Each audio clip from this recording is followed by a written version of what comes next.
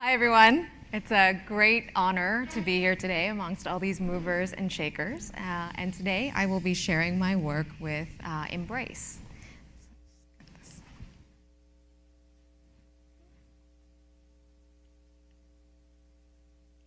There we go.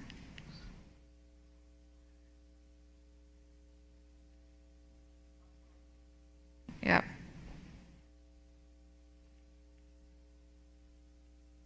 Okay.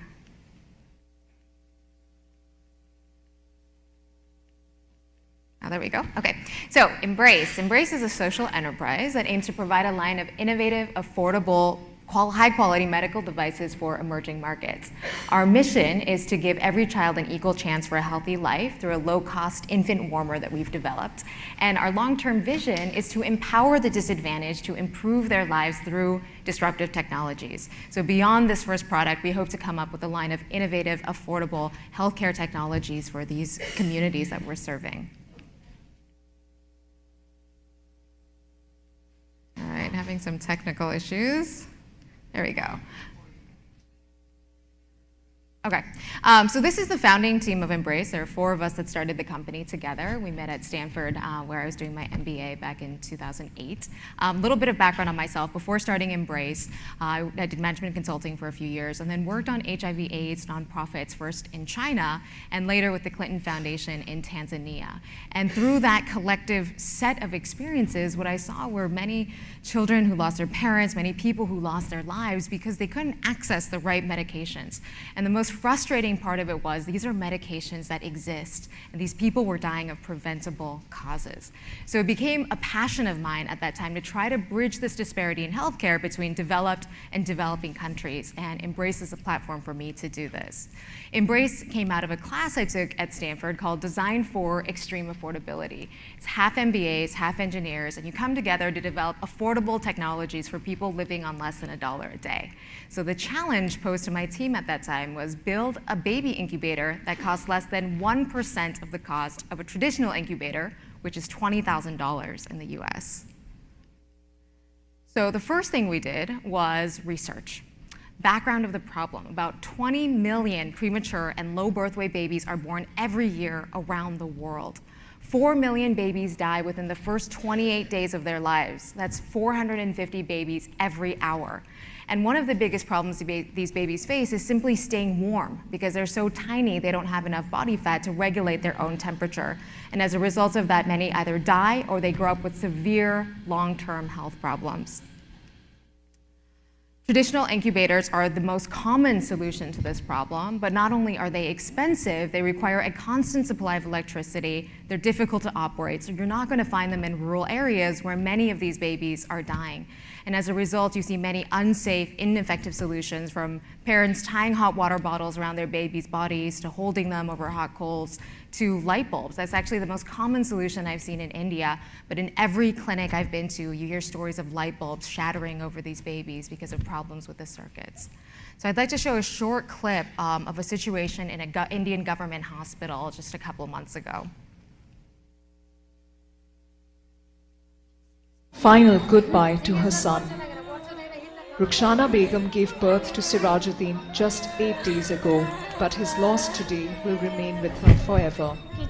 We couldn't afford to take him anywhere else, but if we knew he was going to be treated like this, we would never have brought him here. Sirajuddin is among at least 41 children who've died at this hospital in Malda district. In wards like these, mothers are left to take care of their sick children on their own. Almost all of them tell us there aren't any doctors here. Some, like this woman, are too shocked to even take their dead babies back home. There's still no official explanation as to what's causing these deaths. But in wards like these, we see the inhuman conditions patients are treated in. 3 or 4 babies crammed together on a single bed. No doctors are treating patients, and families like these lying on the floor. This is what a typical day at this hospital looks like. This general ward can probably accommodate about 40 children at best, but as you can see, there are more than 200 children crammed into this tiny space. There's garbage strewn all over the place. The conditions here are extremely filthy. But people here say that despite these horrific hygienic conditions, they literally have no choice. That's because this state hospital services about hundreds of villages across this area. This isn't the first time infants have died here. Last year, 128 children died within a month from November to December. But despite those earlier deaths, this hospital hasn't upgraded its equipment.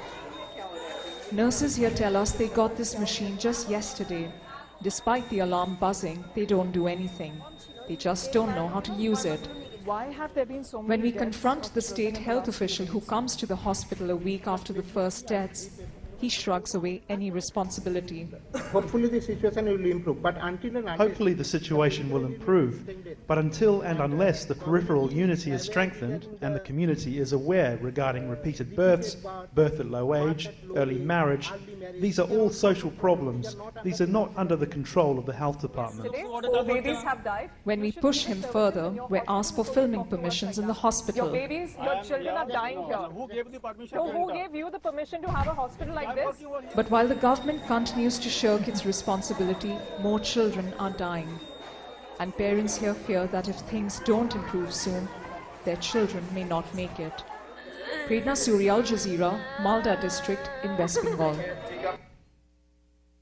Unfortunately, this is the situation we see in clinics and states all across India and many other parts of the world as well.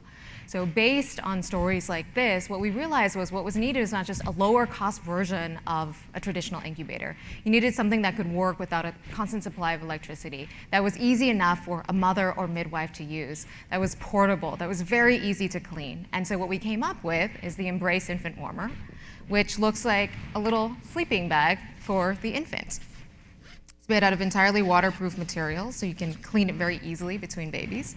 But the core technology is this. So this is a pouch of what's called a phase change material. It's a wax-like substance that when melted maintains the exact same temperature, human body temperature, 98 degrees Fahrenheit, for 6 hours at a stretch, after which you can simply reheat it. And this is the most important part of keeping these babies alive and healthy, not just warmth, but that consistency of temperature. Once you heat it, and you can heat it in one of two ways. One is with boiling water. The second is with, for places with intermittent access to electricity. We have a small electric heater that only takes 30 minutes of power. And once heated, you just place it into this little pocket back here, and you put the baby inside. And it creates a warm microenvironment for these infants.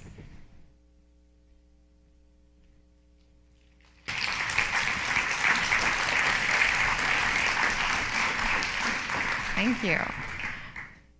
So it looks like a simple device, but this has gone through hundreds of iterations at this point as we've gone across the length and breadth of India, talking to hundreds of mothers, doctors, midwives, healthcare workers, understanding how do we make this product truly locally appropriate.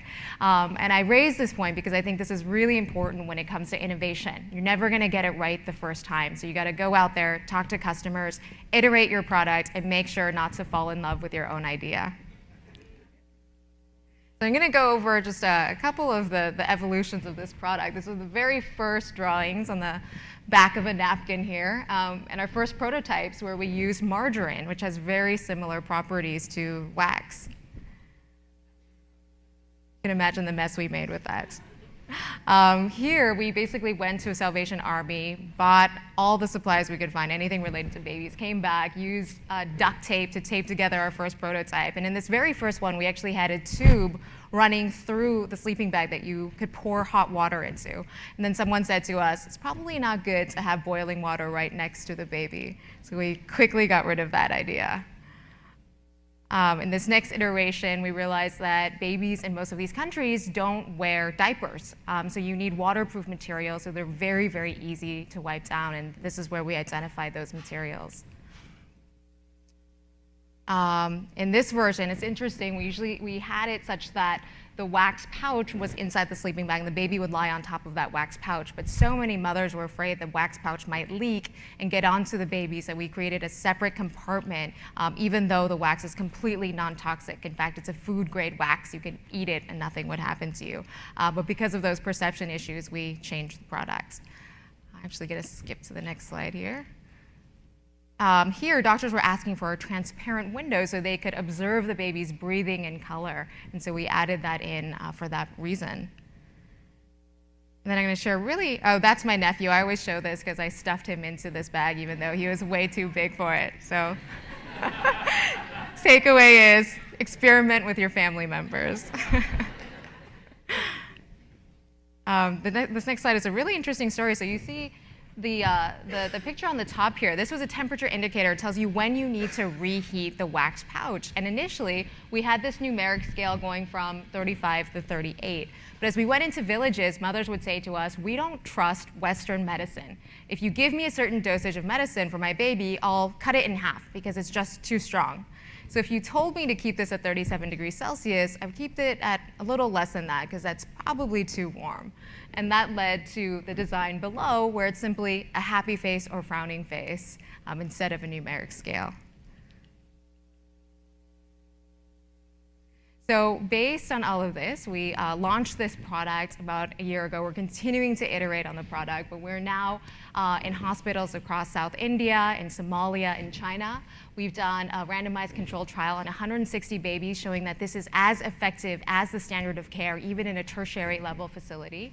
We've received our ISO 13485 certification, meaning we can apply for our CE mark and next year FDA approval. And then we have global partnerships, including with GE Healthcare as well as Novartis. We were recognized as a top innovation by the World Health Organization in 2010 and have received other recognition and accolades.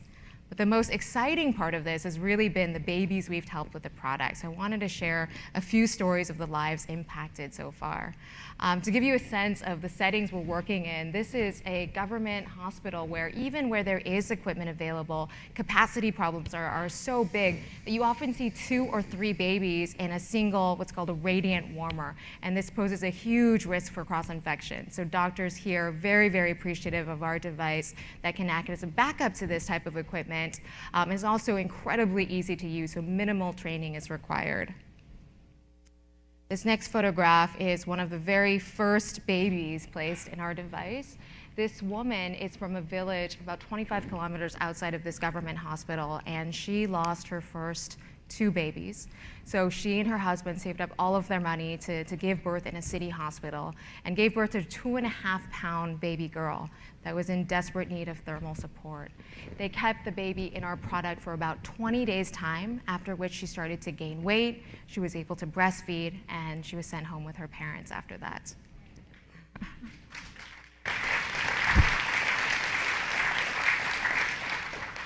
This is the story of a woman named Lakshma. Lakshma and her husband live in a tribal village area, and their weekly income is about $4. They gave birth to a 3.5-pound baby, and while this hospital has a neonatal intensive care unit, it costs $5 a day to keep your baby in there, which is far too expensive for this family. By having the Embrace warmer, they can shift the baby and mother to the maternity ward, where it costs only $1 a day, and now it's an affordable option for these parents.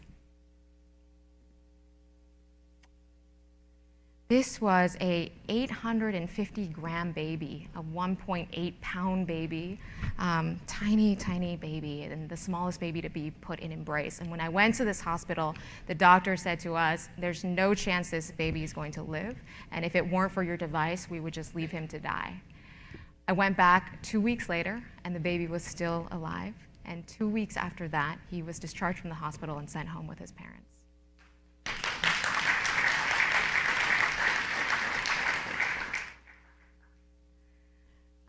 Similarly, in this story, and unfortunately this is a story we hear all across India, this woman lost her first 2 babies who were born at home.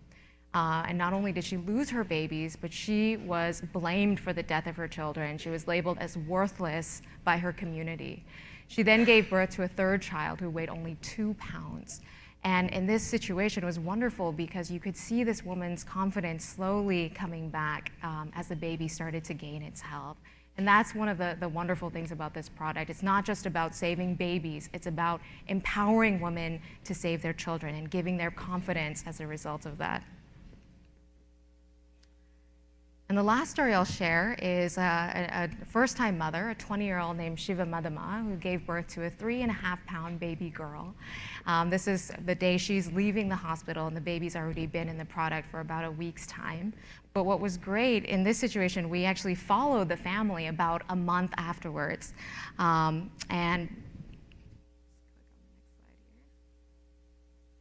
So this was the baby a month later. It's at a healthy weight now. There are about 14 people in this family all doting over the baby. You could really see the excitement in the household. And they were planning for the naming ceremony. So in India, a naming ceremony happens at about 9 months. They were debating whether to name the baby Sunil after God or Surya after the sun. And yet, amidst all this excitement, it was also a stark reminder that in India, people don't name their babies until 9 months because it's so common that these children die before then. We're starting our work outside of India in Somalia. We have a small pilot project in Somalia, as well as in China. So these are the very first babies helped at Little Flower Orphanage in China. And our hope is to get this product out globally. So every day we get emails from people all around the world asking, when can we get this product? And I won't share all of these, but I'll read one story that's particularly touching. It's from Crystal in Uganda, who wrote to us, the majority of premature babies are never given a chance to make it out of the hospital. Because there are no incubators, the babies are left to die. They are put on a table or directly in the trash without the comforting touch of their mothers in those vital moments. This is why I'm interested in Embrace. Fueled by stories like this, it is our mission to get this product to every baby and every mother who needs it. We want to ensure that no baby dies from being cold and that every mother is empowered to save her child. And along the way, we hope to show that simple technologies like this can make tremendous social impact and that we, meaning all of us in this room, can change the landscape of healthcare for the most disadvantaged, one baby step at a time. I'd like to end by just showing a quick video of what doctors in the field are saying about Embrace.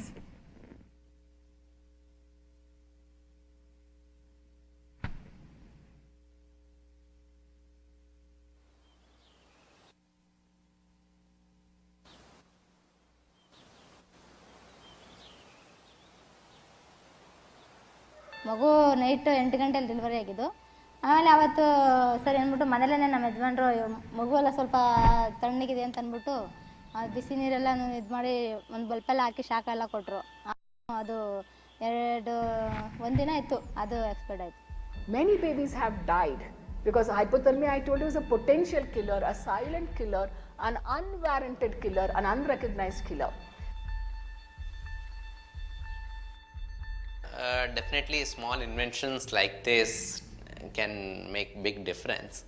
So the main advantage of the warmer, Embrace warmer, is to its portability, its ease of use, and safety. So definitely it can change the life. We had a 900 baby. We needed to put him on a radiant warmer. Not a single warmer was available. Immediately we thought of Embrace and we put the baby inside that.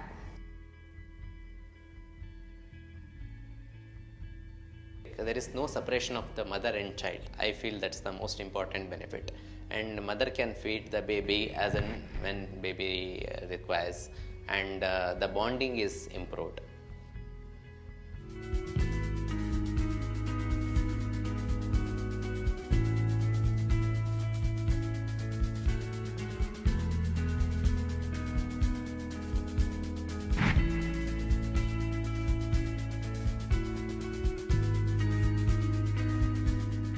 Thank you.